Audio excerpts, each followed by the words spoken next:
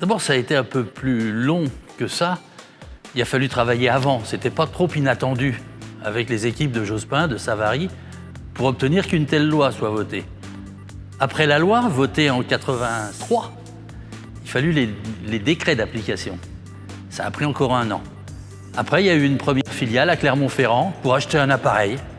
Et Insavalor a été la suivante. Donc la première filiale d'établissement, ça a été Insavalor en 88, rapidement.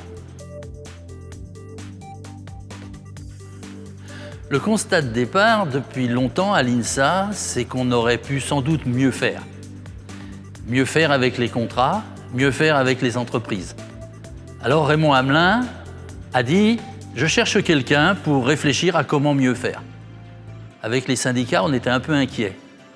Faire une association comme ailleurs? Non. Alors pendant 1 an, on a travaillé pour choisir un statut de filiale qui a été voté à l'unanimité du conseil d'administration. Et la gauche et la droite, les opposants, les favorables, tout le monde a voté. Ça a été quand même dur. Il fallait avant tout donc faciliter les choses, libérer les énergies. Certains ont repris ce terme-là plus tard. Libérer les énergies, mais aussi assurer les choses. Finalement, la première réussite d'Insavalor, ça a été de donner une grille salariale et la capacité de faire un emprunt ou des choses comme ça. La deuxième, en 3 ans, ça a été de multiplier par 5 le chiffre d'affaires des laboratoires avec les entreprises.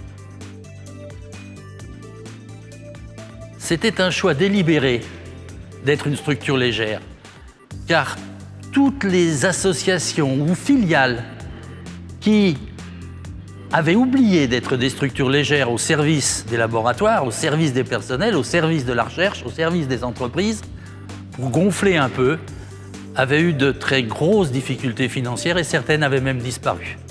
Mais qui dit structure légère ne dit pas ambition légère. L'ambition était absolue, totale, et je crois que 30 ans après, on y est pas mal arrivé. Le message que je voudrais adresser à Insavalor à l'occasion de ses 30 ans, c'est d'abord merci pour les 10 ans qu'il m'a fait passer à sa direction. Et surtout au début, où il y avait tout à construire. Et puis c'est de continuer. Dans un dernier rapport sur la valorisation, écrit par Henri Guillaume, et un jeune assistant qui s'appelait Emmanuel Macron, et qui est toujours aux affaires, ils disent beaucoup de bien des filiales comme Insavalor. Donc c'est le moment, nos idées passent lentement, il faut continuer pour 30 ans.